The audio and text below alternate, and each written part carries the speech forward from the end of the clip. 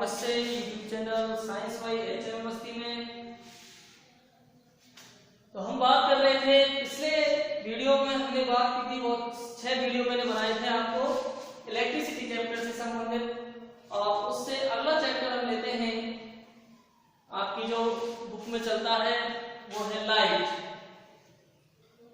Light आपने सुना होगा लाइट के बारे में, जो लाइट होती है, लाइट का अगर हिंदी मीनिंग देखें हम तो प्रकाश या उजाला।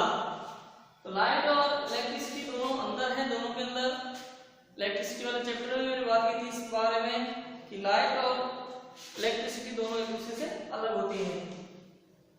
लाइट के जो है, लाइट क्या है, तो सबसे पहले आप इतना समझ लीजिए कि लाइट जो है वो एक प्रकार की एनर्जी है, और ये ऐसी एनर्जी है जो हमें सेंसेशन देती है देखने के लिए। यानी कोई भी वस्तु हम देख रहे हैं, इसका मतलब किस कारण से देख पा रहे हैं उसको, लाइट के कारण। अगर लाइट नहीं है तो हम नहीं देख पाएंगे।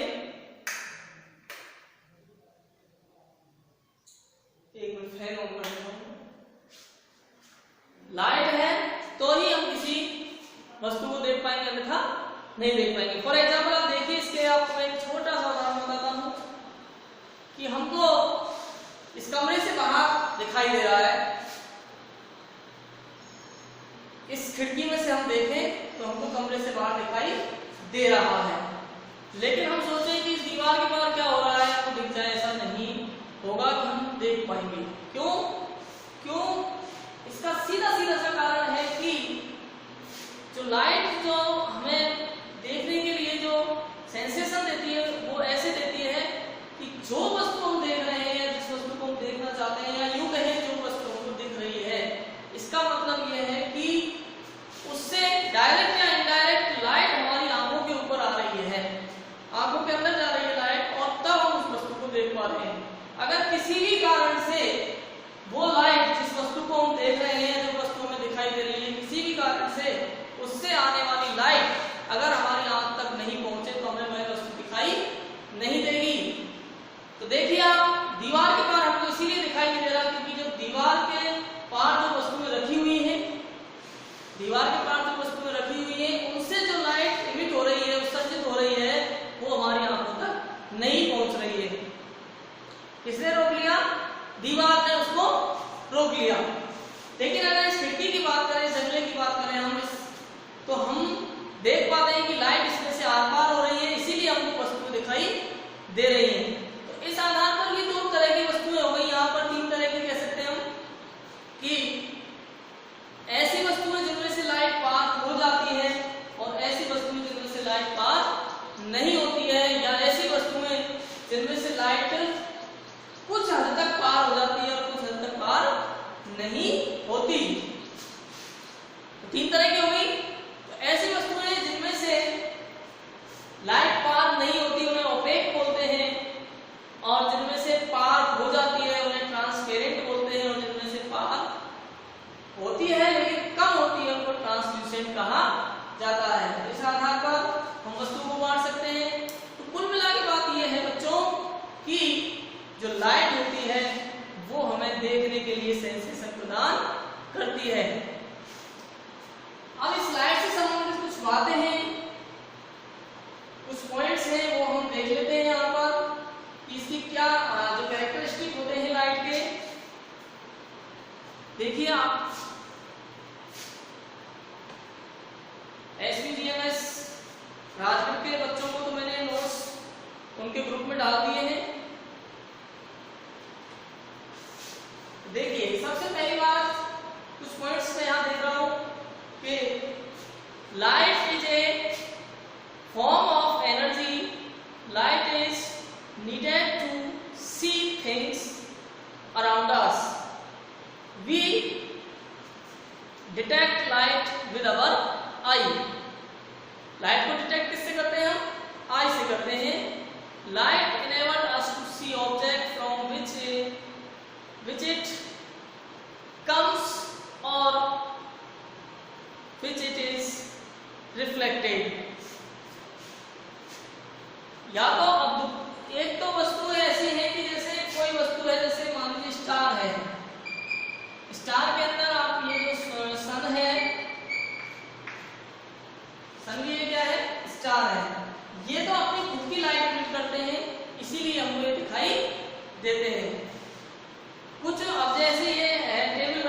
यहाँ पर या कोई भी ऐसी वस्तु रखी हुई है, पेड़ पौधे रखे हुए हैं, कोई टेबल रखी है, पेन रखा है, कुर्सी रखी, कुछ भी जो चीज हम देख रहे हैं वो हमें दिखाई दे रही है क्योंकि उससे लाइट निकल रही है और हमारी आंखों पर पहुंच रही है।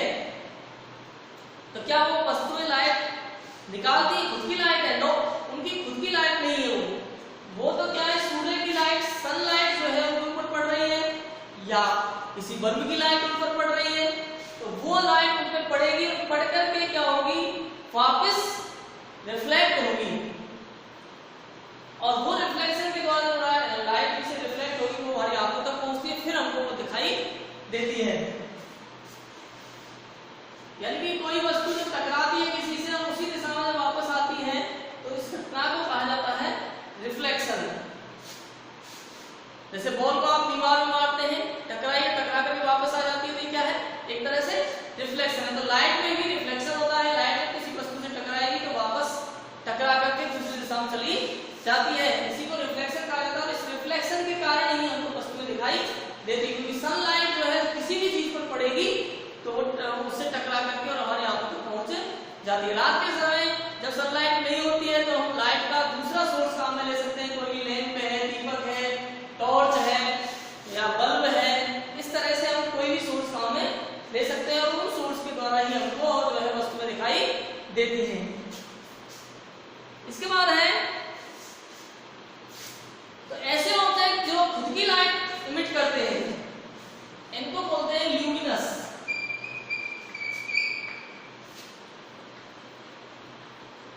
और ऐसे ऑब्जेक्ट जिनकी खुद की लाइट नहीं होती, दूसरे की लाइट से वो चमकते हैं या दूसरे की लाइट के कारण ही वो दिखाई देते हैं, उनको बोलते हैं नॉन ल्यूमिनस। Non luminous.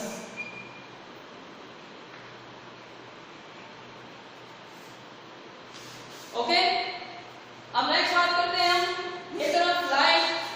तो नेचर ऑफ लाइट की अगर बात लाइट की नेचर कैसे है, तो यहाँ कई थ्योरी चलती है, तो आप दो थ्योरी तो लेती है, एक तो वेव थ्योरी चलती है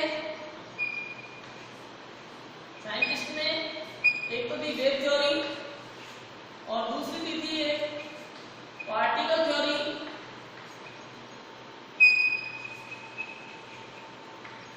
वेव थ्योरी ये कहती है कि जो लाइट होती है वो वेव के रूप में एक स्थान से दूसरे स्थान पर चलती है। वेव थ्योरी तो ये कहती है, और पार्टिकल थ्योरी ये कहती है, यानी कि according to particle theory light moves like as particles. मतलब लाइट जो होती है वो पार्टिकल्स के रूप में मूव करती है, पार्टिकल्स के रूप में होता है लाइट कैसी होती, पार्टिकल्स। लेकिन बाद में इसमें संशोधन किया गया और ये बताया गया कि जो लाइट होती है उसमें ये दोनों ही प्रॉपर्टी पाई जाती है, जैसी उसको आवश्यकता होती है दोनों प्रकार के ये जो है प्रॉपर्टी शो करता है लाइट, यानी कि पार्टिकल के रूप में भी और वेव के रूप में भी।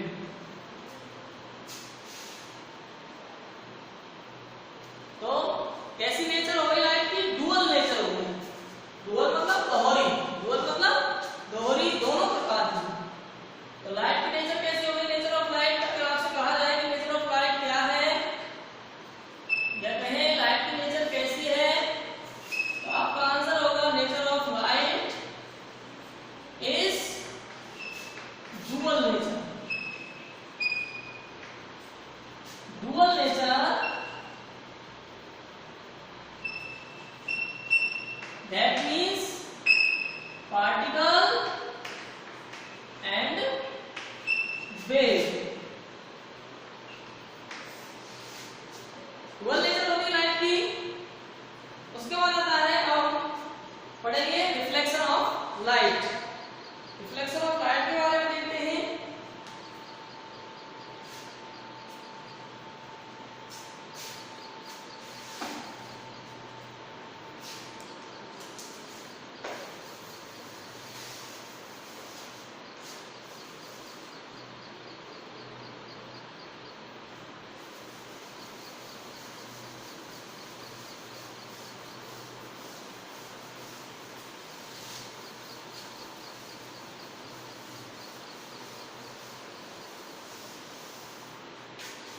तो जैसा कि अभी बताया मैंने आपको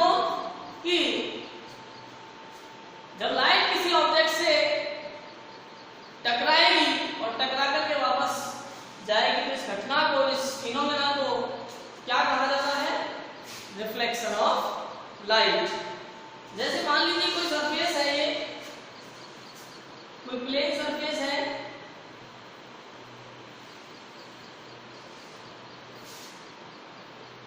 और इस सरफेस से ये कोई लाइट आई, लाइट गिरी, यहाँ कोई लाइट सोर्स है, कुछ भी हो सकता है, आप सनलाइट ले सकते हैं, आप सन को सोर्स मान सकते हैं, आप टॉर्च को सोर्स मान सकते हैं, आप बल्ब को सोर्स मान सकते हैं, कोई भी सोर्स हो सकता है। तो ये सनलाइट आई वहां से। और एक बात और, तो लाइट की प्रॉपर्टी में एक बात और याद रखना, लाइट हमेशा स्ट्रेट लाइन में फॉरवर्ड होती है, स्ट्रेट लाइन सीधी रेखा में चलती है।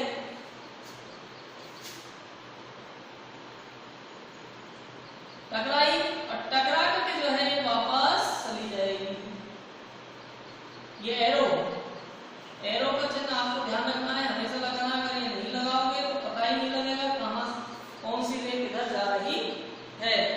एरो का जो साइन है आपको जरूर लगाना है। ये लाइट आई, टकराई, टकरा करके वापस चली गई। इसी घटना को, इसी परिघटना को, इसी फेनोमेना को रिफ्लेक्शन कहा जाता है। अब मान लीजिए ये ए और ये पॉइंट मान लीजिए O और ये मान लीजिए यहाँ B, नाम लिख दीजिए इसके। अब इस सरफेस के बिल्कुल 90 डिग्री में एक लाइन खींची आपने, इसे नॉर्मल कहा जाता है। इस लाइन को क्या बोलेंगे? नॉर्मल। सरफेस के बिल्कुल 90 डिग्री में जो लाइन होगी, कोई भी हो सकती है, ये भी हो सकती है, ये भी हो सकती है, ये सब क्या है? इसके लिए नॉर्मल है, क्योंकि हमको यहाँ कुछ बात बतानी है, इसलिए हमने इसमें बीच में यहाँ बना दिया। ये रे ए ओ क्या हो रही है? इंसिडेंस हो रही है, टकरा रही है। टकराने क्या बोलेंगे? इंसिडेंट। तो ये इसको बोलेंगे इंसिडेंस रे। तो ए ओ क्या हो गई? ए ओ क्या हो गई? इंसिडेंस। और ये ओ बी टकराने के बाद रिफ्लेक्ट हो गई, तो इसको बोलेंगे रिफ्लेक्टेड रे। क्या बोलेंगे इसको? ओ बी को रिफ्लेक्टेड रे। और ओ मान लीजिए इसको सी ले लिया, ओ सी क्या हो गया? नॉर्मल। ओ सी को क्या बोलेंगे? नॉर्मल। अच्छा, इसके बाद देखिए हम नेक्स्ट हम बात करें कि इन दोनों के बीच एक एंगल बन रहा है। यहाँ पर ये जो एंगल बना हुआ है, किसके बीच? इंसिडेंस रे और नॉर्मल के बीच। Between angle between normal and incidence ray is called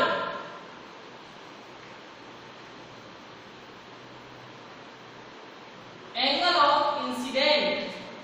क्या कहलाएगा? Angle of incidence. आई क्या हो गया यहाँ? Angle of incidence. Angle of incidence. एक एंगल यहां भी बन रहा है, कहां? Between reflected ray and normal. Between reflected ray and normal. और इस एंगल को हम आर से डिनोट करेंगे। आर यहां पर ये कहलाएगा, क्या कहलाएगा? Angle of reflection. रिफ्लेक्शन के बाद बनाया ना, तो ये कहलाएगा एंगल ऑफ रिफ्लेक्शन।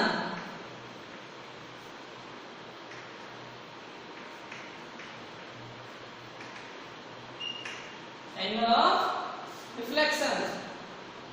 ये कुछ बातें हैं आपके पास रखनी है। अच्छा, अब इसके रिफ्लेक्शन के कुछ नियम होते हैं, लॉ होते हैं। लॉ ऑफ रिफ्लेक्शन दो है। There are two law of reflection.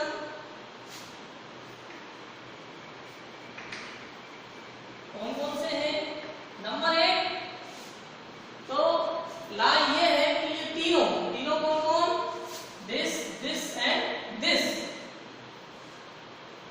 Incident ray, normal and reflected ray, तीनों के तीनों सेम प्लेन में होते हैं,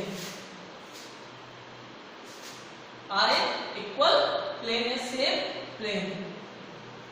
कौन कौन? यहां मैं शॉर्ट में लिखूं तो AO, OC and OB are in same plane. Number 1 ये। सेकंड लॉ होता है वो ये है, सेकंड लॉ ये कहता है कि I is equal to R, I is equal to R, मतलब angle of incidence is equal to angle of reflection, हमेशा। ओके, हमेशा ऐसे समझने में क्वेश्चन भी बन जाता है। यहां अगर देखें हम, आपसे कहा जाए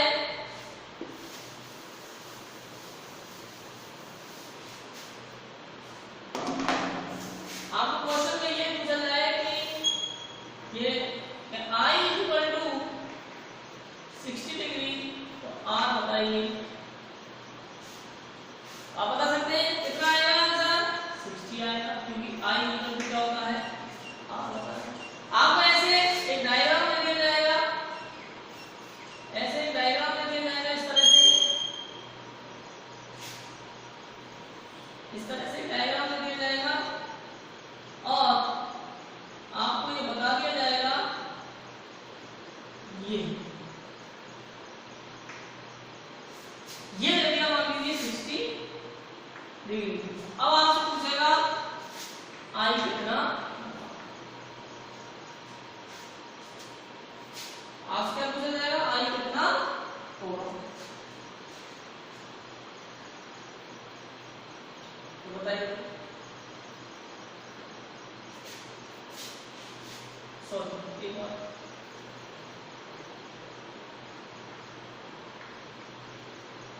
ये 60 डिग्री बता सकते हैं, 30 बराबर होंगे ना, तो बीच में होता है बिल्कुल 30 था, 30 डिग्री आ जाएगा आंसर। और मान लीजिए ये दे दिया,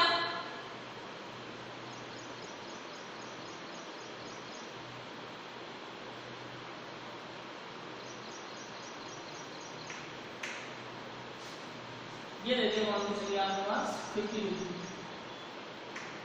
कितना दिया और पूछ लिया बताइए R कितना होगा। तो ये I है और ये R है, तो ये दे रखा है, कैसे निकालोगे आप? यहां देखिए आप वापस, ये नॉर्मल हो गया और ये नॉर्मल होने के बाद ये जो है आपके ये रिफ्लेक्टेड रे, ओ सॉरी इंसिडेंट रे हो गई, ये आपने रखा 50 डिग्री, टोटल कितना होगा ये बताइए? 90 डिग्री होगा नहीं होगा? 90 से 50 से यहां तक है 50, तो ये कितना बचा? 40। I कितना आ गया? 40। R कितना हो जाएगा अपने आप ही? 40। तो मिला गया ऐसे इस तरह से डायग्राम अगर दिया जाए तो उससे हम सॉल्व कर सकते हैं।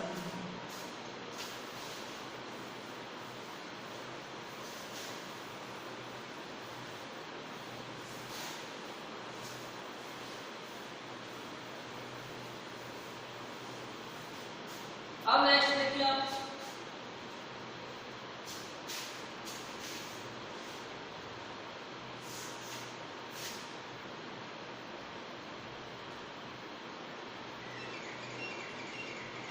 Types of reflection. तो यहां देखेंगे हम तो 2 प्रकार का रिफ्लेक्शन होगा, एक तो रेगुलर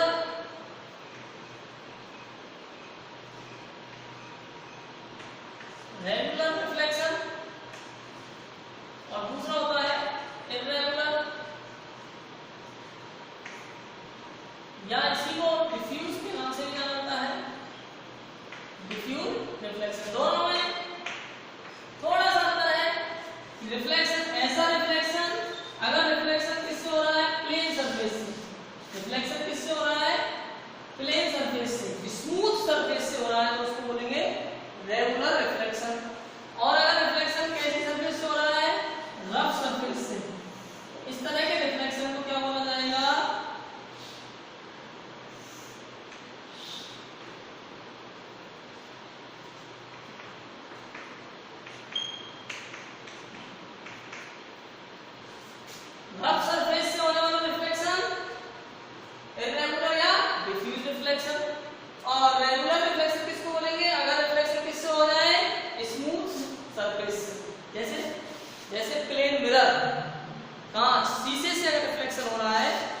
रिफ्लेक्शन हो रहा है तो कैसा होता है वो रेगुलर। इसमें इमेज बनती है जबकि इसमें कोई इमेज नहीं बनती। मिरर जो हम देखते हैं रोजाना, दर्पण जो देखते हैं, ग्राउंड का चेहरा देखते हैं, वो प्लेन मिरर के नाम से जाना जाता है। उसमें इमेज बनती है, हमारा चित्र दिखाई देता है। लेकिन अब जैसे रफ सरफेस, जैसे कागज है, टेबल है, ये सारी क्या है, इसमें आ जाएंगी रफ सरफेस के अंदर आ जाएंगी। एक बात और, रिफ्लेक्शन तभी होगा, मान लीजिए कोई कांच है, अगर इस पे ढेर पड़े तो ये पार हो जाएगी इसमें से, क्योंकि ये तो कैसा होता है, ट्रांसपेरेंट होता है। तो रिफ्लेक्शन अगर आपको बढ़ाना है तो इसको क्या करना पड़ेगा, पॉलिश करनी पड़ेगी ऐसे पदार्थ की जिससे कि ये ढेर बाहर ना जाकर के टकरा करके वापस चली जाए। तो दो प्रकार का रिफ्लेक्शन हो गया। तो रेगुलर रिफ्लेक्शन के बारे में हम देखेंगे। एक रेगुलर रिफ्लेक्शन, एक parallel beam of incident light is reflected as a parallel beam in one direction. Parallel आएगी और पैरेलल ही एक डायरेक्शन में चली जाएगी। दूसरी क्या खास बात है इसकी रेगुलर की, regular reflection of light occurs from smooth surface like that of a plane mirror. A plane mirror produce regular reflection of light. Plane mirror से कैसा रिफ्लेक्शन होगा, रेगुलर रिफ्लेक्शन। डिफ्यूज रिफ्लेक्शन की बात करेंगे। डिफ्यूज रिफ्लेक्शन एक parallel beam of incident light is reflected in different direction. अलग अलग direction में भागेंगी, इसमें कोई डायरेक्शन फिक्स नहीं होगी।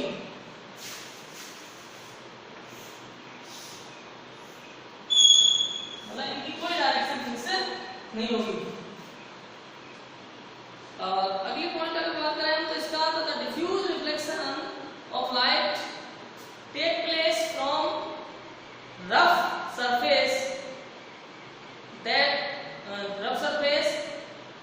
दैट ऑफ, जैसे कि like that paper, cardboard, chalk, इस तरह से। Sheet of paper produce diffuse reflection.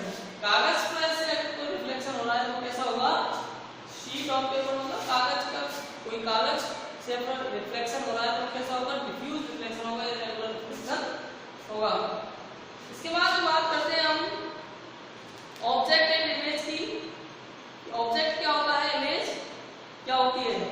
मान लीजिए आपने थोड़ा सा देखिए इसको, क्योंकि इसके बाद ये ऑब्जेक्ट और इमेज के नाम बार बार आएंगे। ये मिरर है, मान लीजिए मिरर है ये आप पढ़ो यहां पर।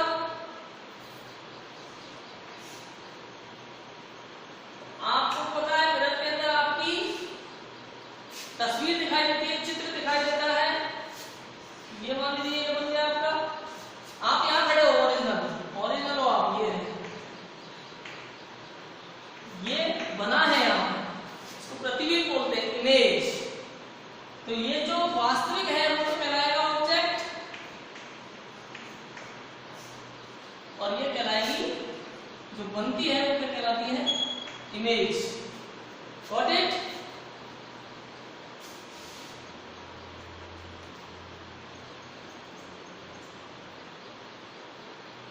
येलो पे है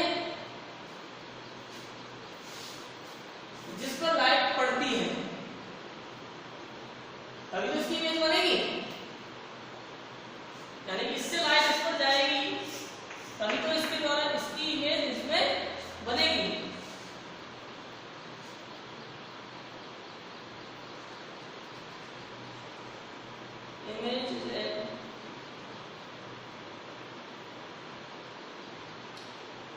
इमेज दो प्रकार की होती है, तो रियल इमेज और दूसरी होती है वर्चुअल इमेज। रियल इमेज को क्या होता है, रियल इमेज और वर्चुअल इमेज में क्या डिफरेंस है।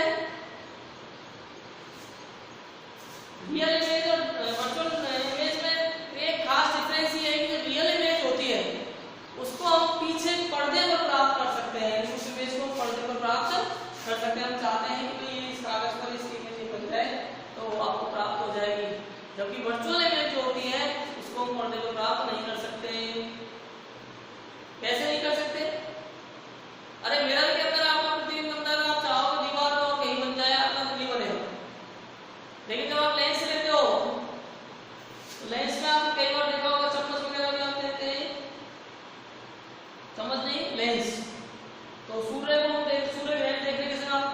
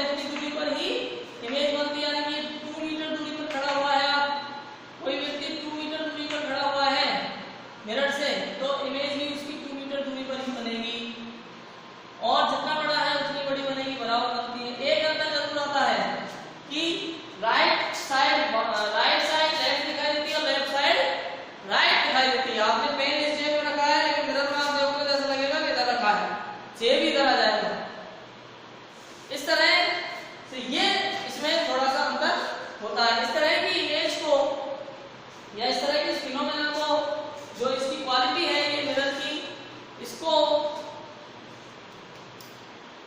कहा जाता है literally inverted with respect to the object. इस तरह की इमेज को क्या कहेंगे, इसमें राइट लेफ्ट दिखाई देता है, लेफ्ट राइट दिखाई देता है, लेटरली इन्वर्टेड, पार्श्व इन्वर्टेड मतलब उल्टा,